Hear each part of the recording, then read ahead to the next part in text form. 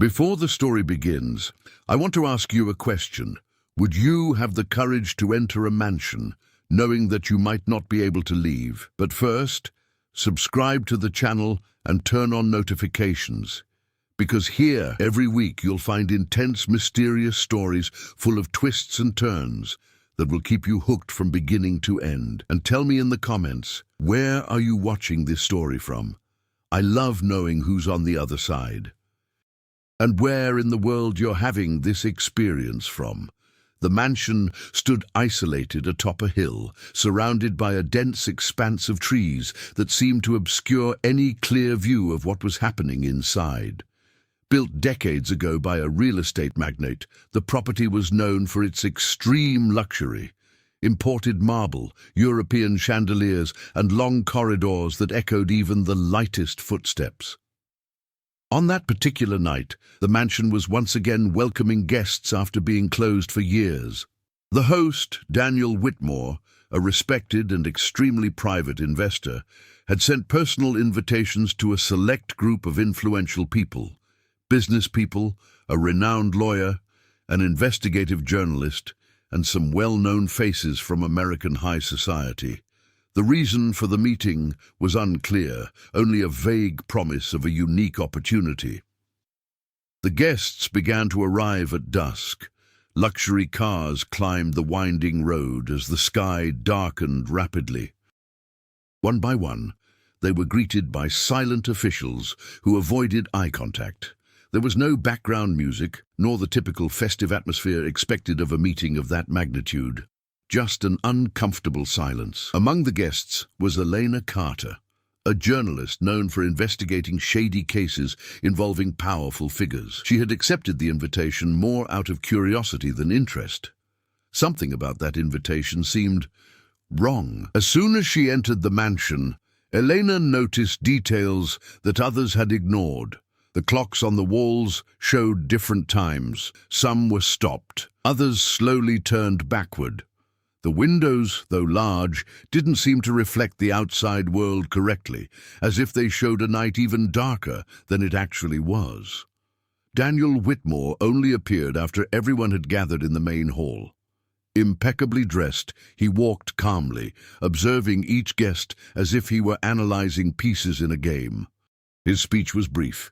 He thanked everyone for coming, mentioned that the evening would mark a decisive moment, and asked everyone to enjoy the mansion freely. No explanation needed, no details, no questions allowed. Immediately after that, he disappeared down the hallways. The already uncomfortable atmosphere became unsettling. The guests began to circulate through the mansion.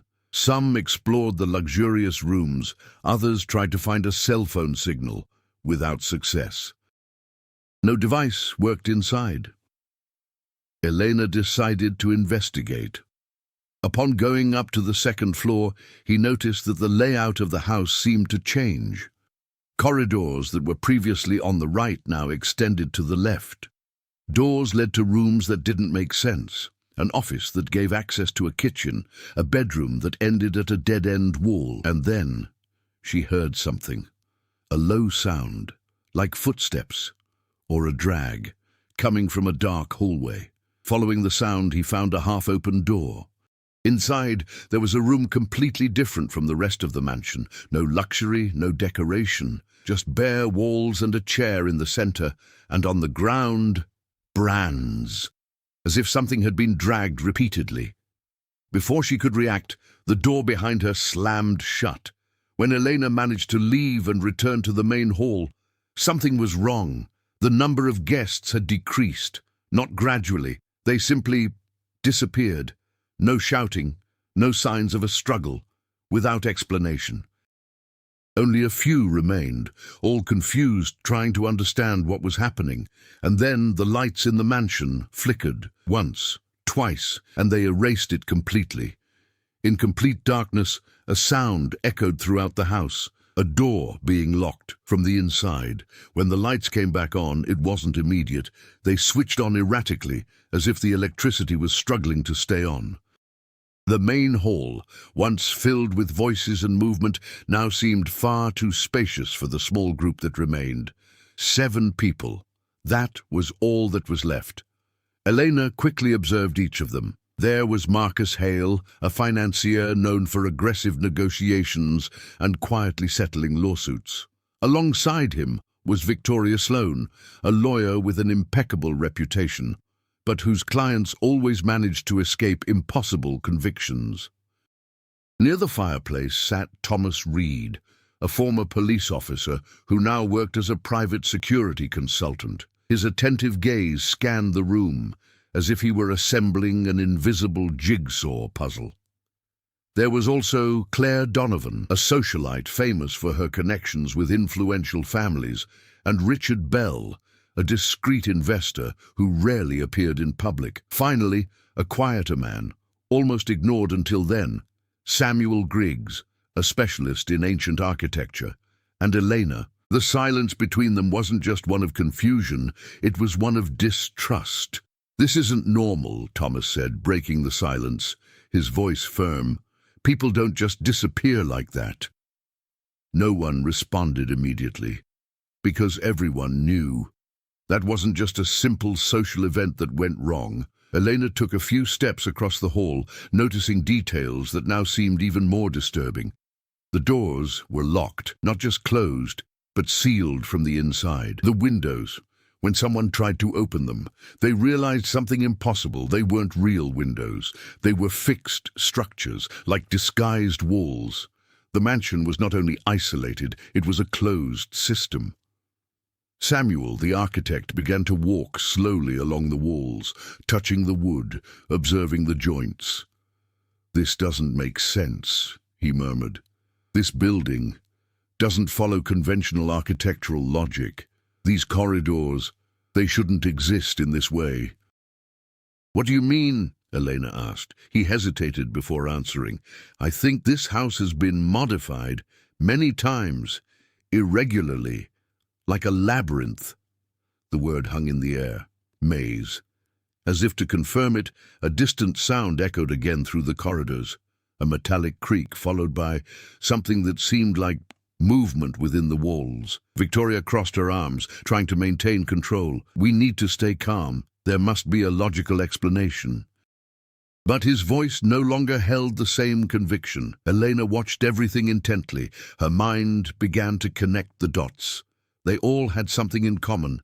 They weren't just influential people. They were people involved in questionable situations, scandals hushed up, cases closed, unresolved issues.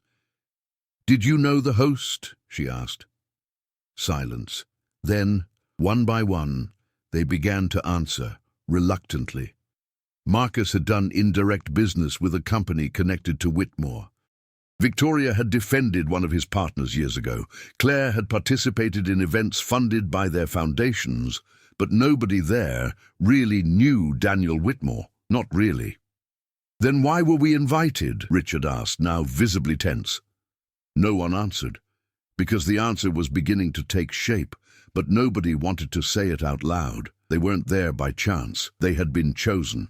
Another detail began to emerge. Some objects around the house seemed personal. Old photos in hallways that weren't there before. Documents partially hidden in drawers. Eleanor found a picture frame lying on the ground in one of the side hallways. As he lifted her up, his body froze for a moment. It was a photograph. Old, worn out. It showed a group of people in front of that same mansion. Among them, a familiar face. Marcus, younger, much younger. "This can't be," he said upon seeing the image. But he wasn't the only one. Others began to recognize faces. Some gifts. Others, unknown, and some who apparently were among those who disappeared that night. Thomas picked up the photo and examined it more closely. "That's not an invitation," he said in a low voice. "It's a meeting. Or a repetition." The air grew heavier. That wasn't the first time something like that had happened there. And perhaps not everyone who disappeared that night was actually alive before that. Suddenly, a loud noise echoed from the upper floor. Something fell, or it was overthrown. They all looked in the same direction. Silence returned, but now it's loaded with something far more dangerous, the feeling that they were not alone. The noise coming from the upper floor did not repeat itself, but the silence that followed was worse. Thomas was the first to move. He picked up a heavy object from a table, a metal sculpture, and gestured for the others to remain alert. "We can't just stand here," he said firmly. "If someone's up there, we need to know who or what." No one disagreed. The group climbed together, their footsteps echoing unevenly down the staircase. With each step, the feeling that the house was watching their every move grew more intense. On the second floor, the atmosphere seemed different. It's colder, narrower. The corridors, once wide, now seemed cramped, as if the walls had moved closer together. Samuel ran his hand along the structure again. "That's changed," he murmured. "I'm sure it wasn't like this before." "The house doesn't move by itself," Victoria replied, trying to remain rational, but nobody there believed that anymore. They made their way down the corridor until they found the source of the sound, an open door. Inside, a partially destroyed room, a bookcase fallen on the floor, and something more, deep marks in the wood, as if something had been dragged forcefully or tried to escape. Eleanor approached slowly. There was an object on the floor, an old tape recorder. She caught him. It was still working. Without thinking much, he pressed the button. A hissing sound filled the room, and then a voice began to emerge, distorted, as if it had been recorded long ago. "If you're listening to this, don't trust the house. It learns. It changes. The audio cut out abruptly. Claire took a step back. "This is some kind of sick joke." "No," said Thomas. "That was left here. For us." Before they could argue any further, a sound came from behind them. Steps. Quick. Running down the hallway. They all turned around at the same time, but there was no one there. Just the hallway. Now longer than before. Much longer. "It wasn't like that before," Richard said, his voice faltering. "We just passed by here." Elena felt her heart race. The house wasn't just strange. She was active. Suddenly, one of the doors along the hallway opened by itself with a slow, creaking sound. Inside, total darkness. But there was something. A sound. Breathing. Heavy. Irregular. Marcus retreated immediately. "There's someone over there." Thomas approached cautiously. "Hey!" he shouted. "Who's there?" Breathing stopped. Silence. Then, a quick movement. Something pierced through the darkness, and he slammed his fist against the door. Everyone retreated. The door slammed shut on its own. Claire screamed, "We need to get out of here." "The doors are locked," Elena replied, trying to remain calm. "Then we found another way out," she insisted, already on the verge of panic. Samuel, who had been observing everything in silence, finally spoke. "Perhaps the solution isn't physical." Everyone looked at him. "This house, it reacts to our movements, to our choices." "So you're saying we're trapped in a game?" Victoria asked. "No," he replied. "I think we're stuck in something we don't yet understand." Before anyone could respond, a new sound echoed, this time unmistakable, a voice, low, coming from within the walls. "You are back." The group froze. The voice continued. "It took a while, but everyone always comes back." Eleanor felt a shiver run through her body. "Who's speaking?"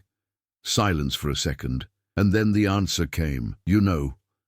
The light started flickering again, faster, more aggressive, and then for a brief moment, something appeared at the end of the hallway. A silhouette. Stop.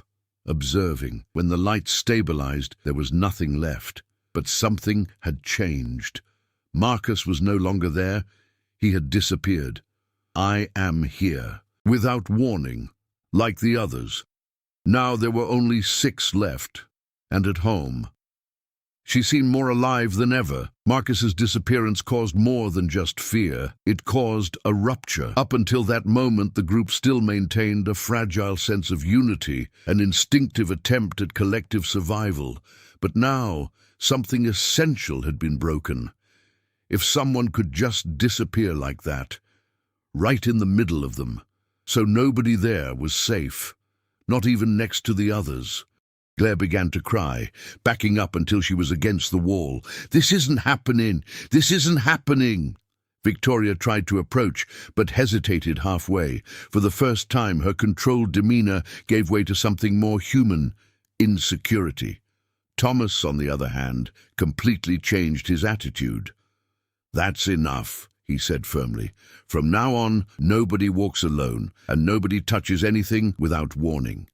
"Do you think that's going to help?" Richard replied, his irritation growing. "People are disappearing out of nowhere. Then it would be even worse if we separated," Thomas retorted. Elena watched in silence. The group dynamics were changing rapidly. Trust was being replaced by suspicion, and that was exactly the kind of environment where mistakes happen. She decided to act. "We need to understand the pattern," she said. "Things aren't happening randomly." "How can you be sure?" Victoria asked. Elena took a deep breath. "Because everything here seems intentional." She picked up the photo that had been found earlier. "This house has seen this before, maybe several times." Samuel nodded in agreement. "If it's a cycle, then there are rules." "Rules?" Claire whispered. "Places we shouldn't go, things we shouldn't do, or maybe things we should have done sooner." The phrase hung heavy in the air, because now a new possibility was emerging. What if that wasn't just a random event? What if it were a consequence? While the group was trying to process this, a new element emerged, a mechanical sound, different from the previous two, more clearly defined, coming from the end of the corridor. They proceeded cautiously. The corridor seemed to stretch out once more, as if the distance were being manipulated. Still, they managed to reach a door that hadn't been there before. This time, unlike the others, she wasn't locked up. Thomas opened it slowly. On the other side, they found something unexpected: a brightly lit room, organized with multiple screens, old monitors scattered across the walls, and in each of them, images of the mansion. Surveillance cameras, some showing empty rooms, others... No. Elena approached one of the screens. His heart raced. It was the main hall, but not as they had left it. It was full of people. The missing guests were there, stopped, real estate, as if they were expecting something. That's not possible," Richard murmured. Claire began to panic again. "They're alive. We need to go there." "No," Samuel said firmly. "That may not be now." Thomas was looking at another screen. "Look at this." One of the cameras showed a hallway, and in it, themselves, seconds ago. But with a disturbing detail, there was someone else. A figure standing behind the group, property, observing. Elena turned around immediately, but there was nobody there. When he looked back at the screen, the figure had disappeared. The air grew heavy. Once again, the feeling of being watched intensified. But now there was something worse. Evidence. "This house can see us," Victoria said, her voice almost breaking. "Not only that," Elena replied, "she is recording." Samuel began to analyze the equipment. "This isn't new. These monitors are old, very old." "So who's operating this?" Thomas asked. No one answered.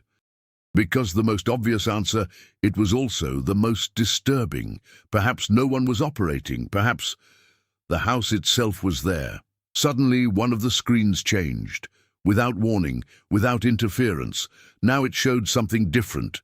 A small room, no windows, not center, Marcus tied to a chair, unconscious. Claire screamed, "He's alive!" Thomas took a step forward. "Where is that?" Samuel looked around, tense. "I don't know. That room doesn't exist on the logical map of the house." The screen flickered again, and the image changed. Marcus was no longer there. The chair, it was empty. An absolute silence filled the room, so slowly. All the screens started turning off, one by one, until only one remains, not center, showing only one thing, a clock, countdown, no numbers, without explanation, but clearly in motion. Time was running out, and for the first time, they understood something clearly. That wasn't just about survival, it was a process, and they were late. The sound of the clock, though it had no visible hands, seemed to echo within everyone's mind. It wasn't just an object on the screen, it was a lot of pressure, a growing sense of urgency that no one could ignore. Thomas was the first to react. "This is a stopwatch," he said. "Whatever that means, we have a limited time." "What's the point of having time?" Claire asked, her voice trembling. No one answered, but everyone started to feel it. That wasn't about escaping. It was about accomplishing something before time ran out. Elena approached the remaining screen, observing every detail. The dark reflection in the glass showed something behind her. She turned around quickly. Nothing. But when he looked back at the screen, the reflection was still there. A silhouette. Stop. Very close. His heart raced. She walked away. "There's something here with us," he said, now no longer trying to hide it. This time, no one doubted it. Samuel, still analyzing the surroundings, found something that had previously gone unnoticed, a panel embedded in the wall. Old, with small numbered drawers. Some are open, others are closed. "This looks like a file," he said. Thomas approached and opened one of the drawers. Inside, there was an envelope, yellowish, with a name written by hand. He froze for a second before speaking. "That's my name." Silence returned, heavy, inevitable. "Open up," Eleanor said. Thomas hesitated but obeyed. Inside the envelope were documents, reports, photos, records, and as he flipped through the pages, his expression changed. Control. For the bumper. "This is not possible." "What is it?" Victoria asked. He took a few seconds before replying. "It's an old case, a fire, a commercial building. Several people died." Elena watched intently. "And what does that have to do with you?" Thomas closed his eyes for a moment. "I was responsible for the safety inspection." The silence became absolute. "The building was not in a condition to function," he continued. "I knew that. But the report was altered. I approved." Claire put her hand to her mouth. "Did you let people die?" "I didn't think it would happen." But his own voice did not support the justification. Samuel opened another drawer, another envelope, another name. Victoria. She tried to maintain her composure, but her hands trembled as she opened them. Inside, court documents, a homicide case, a wealthy client, and a key piece of evidence that had mysteriously disappeared during the trial. "You hid evidence," Elena said firmly. Victoria did not respond, but the silence confirmed it. Claire backed away slowly. No, this can't be." Elena went to another drawer. "Your name." She hesitated. For a second, but it opened. Inside, old news reports, cases that she had investigated, stories that he published, but also stories he didn't publish, files ignored, evidence disregarded, people who asked for help and they were forgotten. Her face lost its color. She closed the envelope slowly. Now everything made sense. At home, the guests, the disappearances. It wasn't random. It was a selection process. They all had something in common. They were not innocent victims. They were responsible, directly or indirectly, through tragedies. "This is not a game," Samuel said in a low voice. "It's a trial." The words echoed like a sentence. Claire started crying harder. "I didn't do anything. I didn't do anything." Samuel looked at her. "He's sure." She hesitated, and that brief moment, that was enough, because home, it seemed to be reacting to the truth.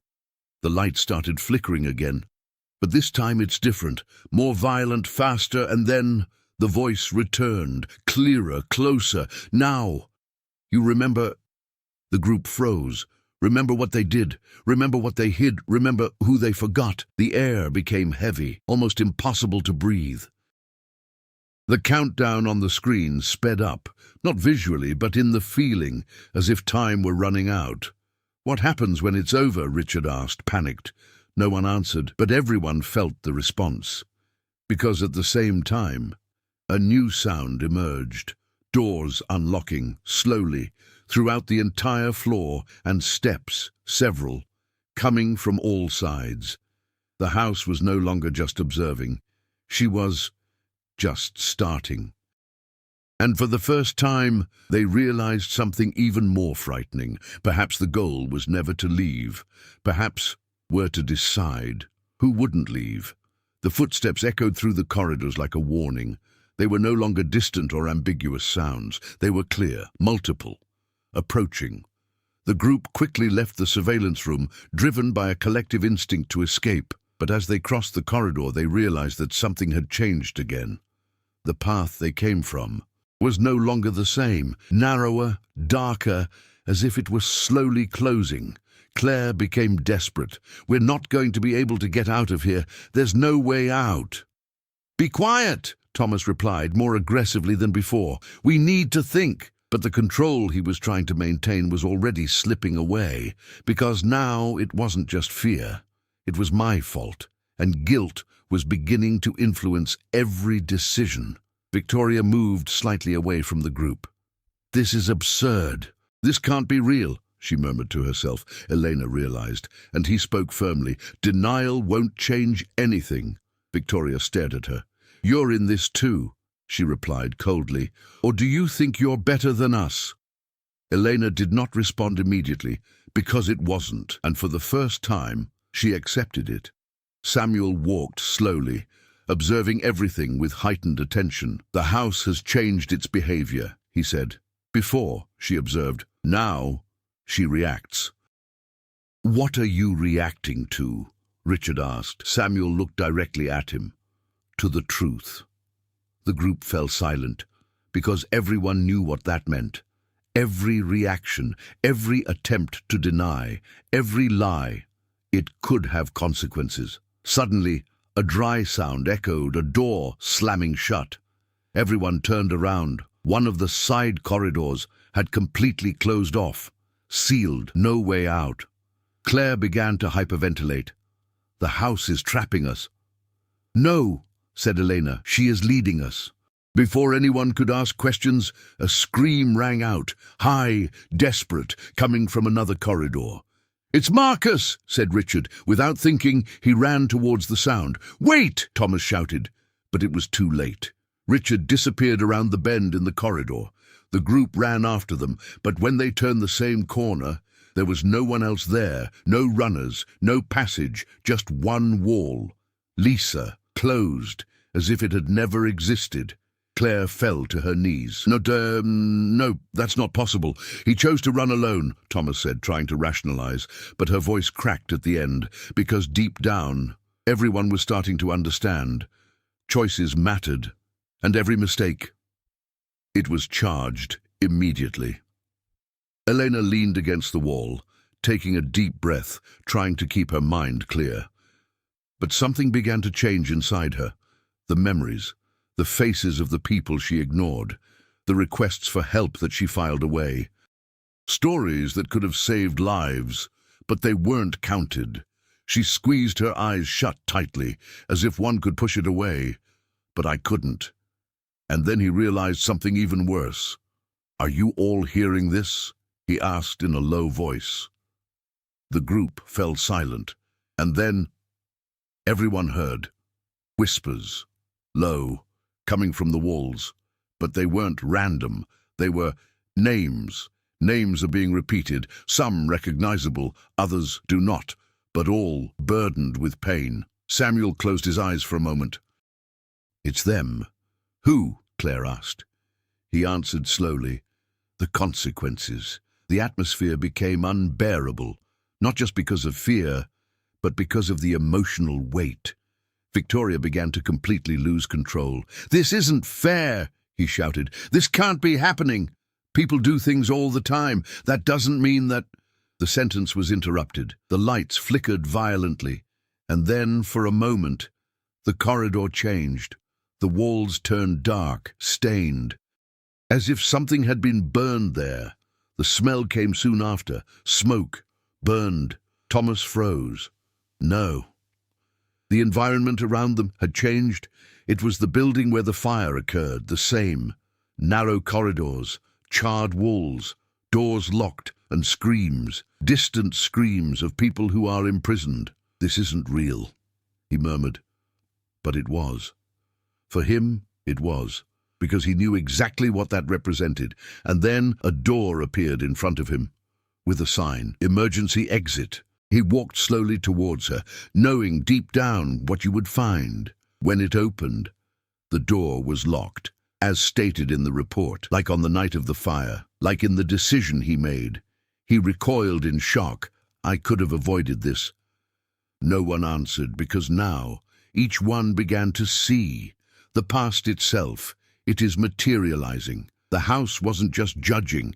She was forcing each one to revive and to face it. No escape, no distractions, no lies. And while all this was happening, the Count continued, "Invisible, but it's getting closer and closer to the end." The air seemed denser with each passing second, not because of the house, but because of the weight of what each one was carrying. Thomas was still standing in front of the blocked door, staring at it as if he could somehow rewrite the past. But there was no way. This time he didn't try to force his way out. No denying it. Not even to justify it. He simply accepted it. He took a step back. He took a deep breath. And he said, his voice faltering, "I knew." An immediate silence fell over the group. "I knew that building wasn't safe. And yet I signed anyway. There was no defense. There was no attempt to soften the blow. Only the truth." The surrounding walls trembled slightly, as if they were reacting. The burnt atmosphere began to slowly dissipate, dissolving back into the mansion's corridors. Elena realized it immediately. "The house," he replied. Samuel nodded, his eyes attentive. "It's not just about punishment, it's recognition." Thomas looked at them, confused. "Recognition?" "The truth," Elena replied. "Perhaps that's what she wants." Claire, still shaken, stood up slowly. "So, if we admit it, we'll go out."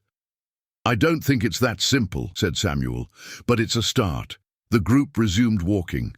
But now there was a clear difference. Before they reacted, now they were beginning to act consciously.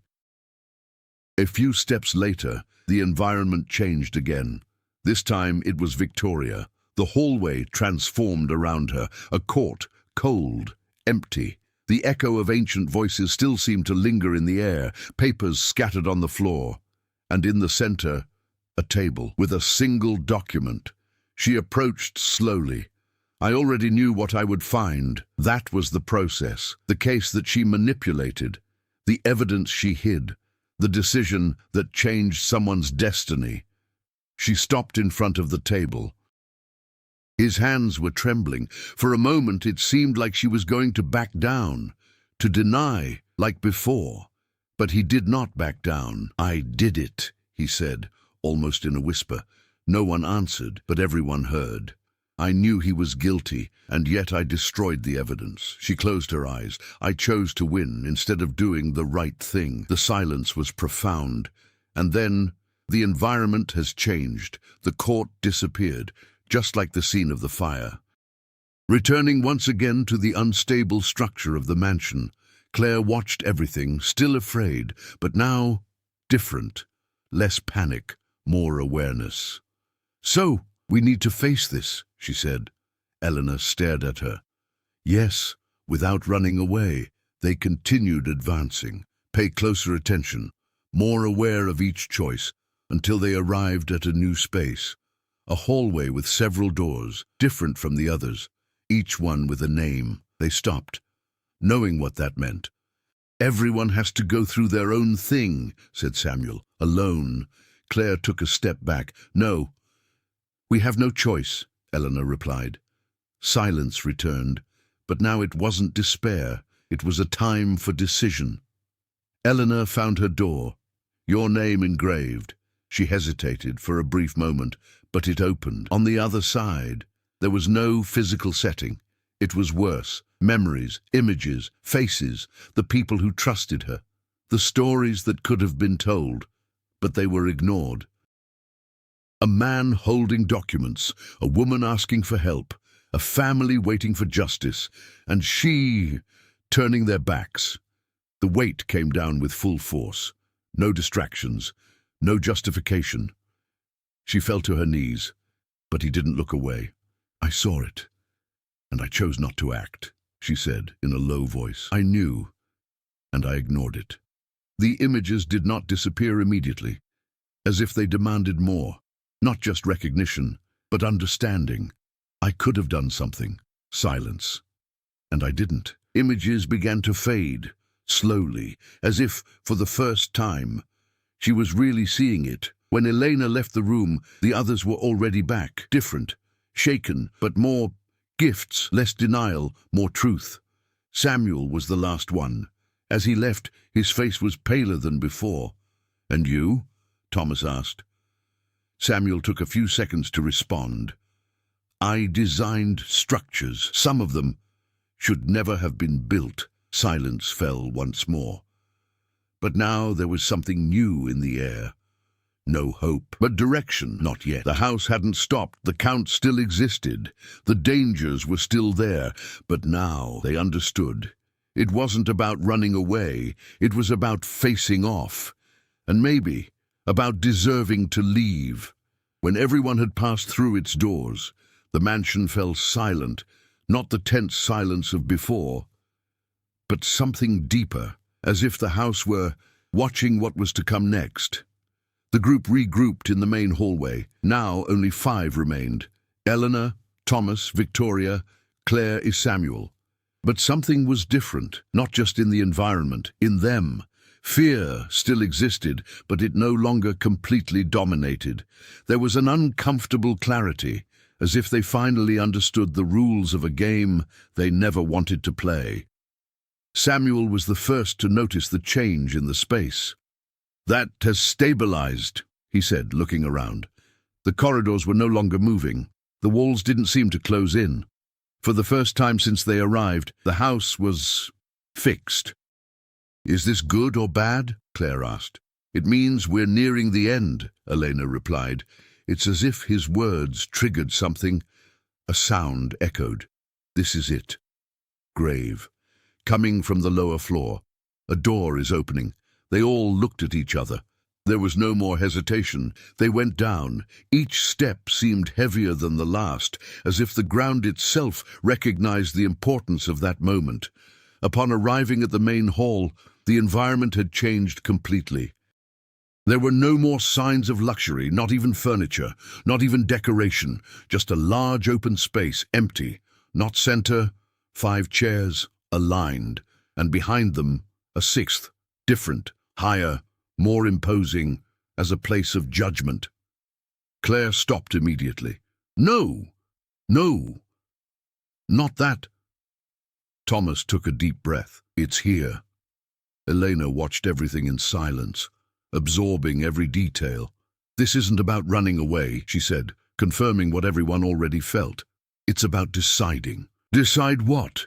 Victoria asked. Before anyone could answer, the voice returned, clearer than ever, as if I were inside them. "Whoever stays." The silence was overwhelming. "And whoever leaves." Claire started crying again. "This can't be real. This can't be..." But no one else tried to deny it, because now everything made sense. The disappearances, the tests, the memories. It wasn't just an individual judgment, it was a collective effort. Samuel took a step forward. 5 chairs, 5 people, it's a decision. But based on what? Thomas asked. Elena replied slowly, "In responsibility." The air grew heavy. Everyone knew. Not everyone there weighed the same. Not everyone had the same consequences. Victoria crossed her arms, trying to maintain her composure. "That's not justice," she said. "Who decides that?" The answer came immediately. "You." The word echoed through the room like a final sentence. Claire shook her head in despair. "I can't choose this. I can't." "Not choosing is also a choice," said Samuel. The group fell silent, because there was no way out. There was no other door, no alternative route. A decision had to be made. And then something even more disturbing happened. Behind the center chair, darkness began to form, dense, heavy, like a presence, and inside it, shapes, movement, shadows that were not just shadows, and for a brief moment, faces, many faces, observing, waiting. Elena felt her heart race. They are watching, all of them. The count. It was coming to an end, even without numbers, even without sound. They knew. Time was up. Thomas stepped forward. So let's finish this. He looked at the others. Not like before. Not with control, but consciously. We know what we did. The question is... He stopped. He took a deep breath, and he added, "Who here deserves to leave?" The silence that followed, it was the heaviest of them all. Because now, there were no more house changes.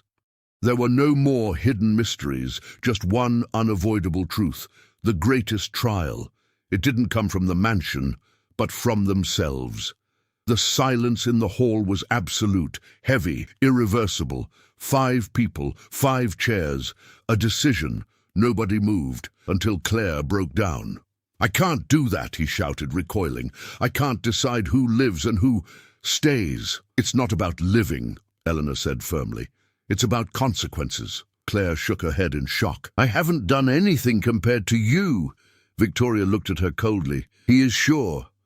Claire hesitated, and that brief moment was enough to break through his own defenses.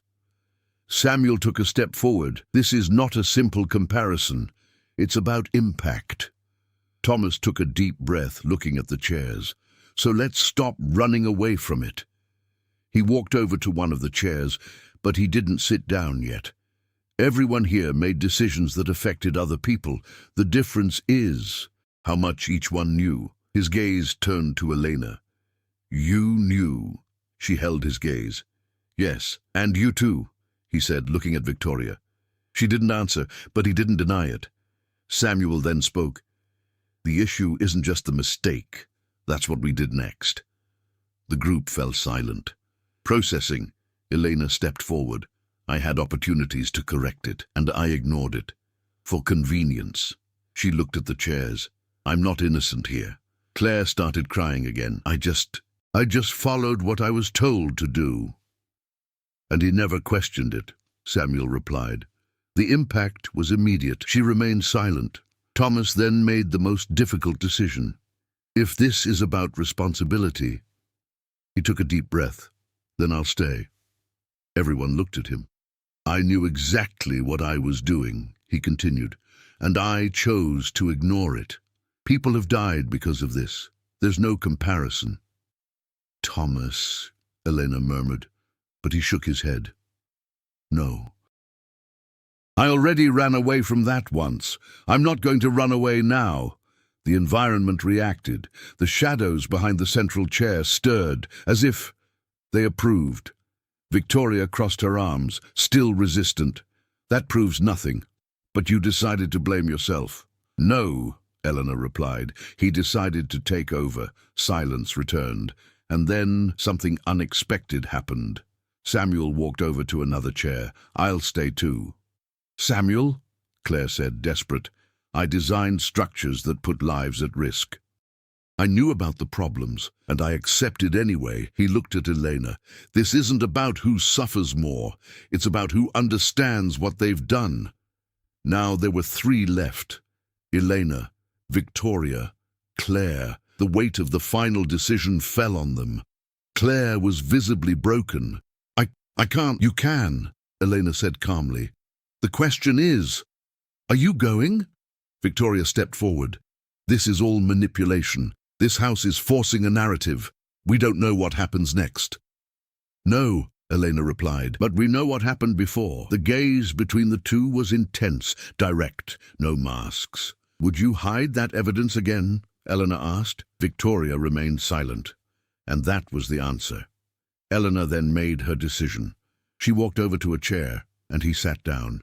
"I'll stay." Claire panicked. "No, no, that doesn't make sense." "Do it," Elena said, "because I knew. And yet I chose not to act." Now there were 2 left. Victoria or Claire? An empty chair. A final decision. Claire fell to her knees. "I don't want to die." "This isn't about dying," Samuel said calmly. "It's about facing it." Victoria looked at the last chair, then to Claire, and then he laughed. A low laugh, almost devoid of emotion. "Do you really believe that? That's justice." She took a step back. "I don't play that game." The environment reacted immediately. The shadows stirred violently. The air grew heavy. The voice echoed once more, stronger. "To refuse is also to choose." Victoria froze. But it was too late. The ground beneath his feet began to darken. It was as if it were being swallowed whole. She tried to back away, but there was nowhere else to go. "Wait, wait," she said, now desperate, but nobody moved, because everyone knew. She had already decided. In seconds, Victoria disappeared. "I am here," without a trace. The last chair. It remained empty. Claire, trembling, looked around in utter shock. What happens now?" Silence returned, but this time, different. The shadows began to recede, slowly, like a tide going out. The central chair, it became empty, and then the voice spoke for the last time. Trial concluded. The lights stabilized. The mansion stopped, but something had changed, definitely, because for the first time, to the main entrance, it opened. The main door was open. There was no sound. There was no movement. Just the night outside, silent and still, as if the world outside had never been affected by anything that happened inside. Claire was the first to react. Still trembling, he stood up slowly, his eyes fixed on the exit. "Can we go?" Her voice came out almost as a whisper. No one responded immediately. Eleanor, Thomas, and Samuel remained seated. Real estate, not by force, but by choice. Claire looked at them, confused. "Aren't you guys going out?" Eleanor stared at her. There was something different in his gaze now. It wasn't fear, no doubt about it. It was acceptance. "We've already made our choice." Claire shook her head in denial. "No, that doesn't make sense. You can go too." But deep down, she knew. Those chairs were not symbolic. These were the finals. She took a step back, then another one. The survival instinct prevailed, and then she ran. He crossed the hall, he went through the open door, and he left the mansion. As soon as he crossed the line, the atmosphere changed, the weight disappeared. The silence of the house was left behind. She fell to her knees outside, breathing heavily, trying to process everything she had experienced. The sky was clear, no sign of a storm, no signs of abnormality, as if nothing had happened. Claire looked back. The mansion was still there, impressive, silent, but different. The lights were off, the windows dark, no reflection, no movement, lifeless. She tried to go back, on impulse, but as he approached the door, something was wrong. The entrance no longer existed. The structure had changed. It was just one continuous wall, closed, without any opening. Claire backed away slowly, alone now, burdened by the weight of what he had lived through, and from what he understood. Inside the mansion, time no longer moved in the same way. Elena, Thomas and Samuel were still seated, but the surrounding environment was no longer the same hall. The walls had disappeared, replaced by a profound darkness, silent but not empty. There was a presence there. The shadows that had previously been watching were now close, more clearly defined, but not threatening, no more. The voice did not return, because it was no longer needed. The trial had been accepted, and with that, something unexpected happened. No punishment, but permanence. They weren't in prison, but they weren't free either. It was something between the two of them. A state where consciousness remained, where the memory could not be erased, where time offered no distraction. They didn't speak, they didn't move, because there was nothing more to say. The truth had already been confronted, and she accepts. Outside, Claire finally stood up. The real world awaited her, but she was no longer the same. His steps were slower, more aware. Each decision would now carry a different weight, because she knew. What happens when you ignore it? What happens when you run away? And most importantly, what happens when the time comes to choose? The road ahead was empty, but it wasn't complete freedom. It was a responsibility, and maybe that was the real way out. Months later, the mansion no longer appeared on maps. No official record, no recent mention, as if it had never existed. Claire tried to go back, more than once, but all he found was an empty area, surrounded by trees, too quiet to be just an abandoned plot of land. Still, something remained. Sometimes, at night, she would wake up with the feeling of being watched. Other times, I would listen.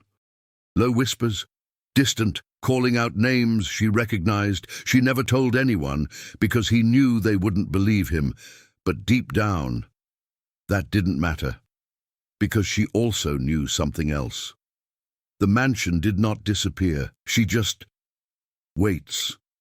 And when new choices are made, when new truths are ignored, when new consequences arise, the lights will turn on again. The doors will open, and new guests, they will be called. And now tell me, if you were in that mansion, what would your choice be? Would you have the courage to face the truth, or would you try to run away until the very last second? This story isn't just about mystery or fear.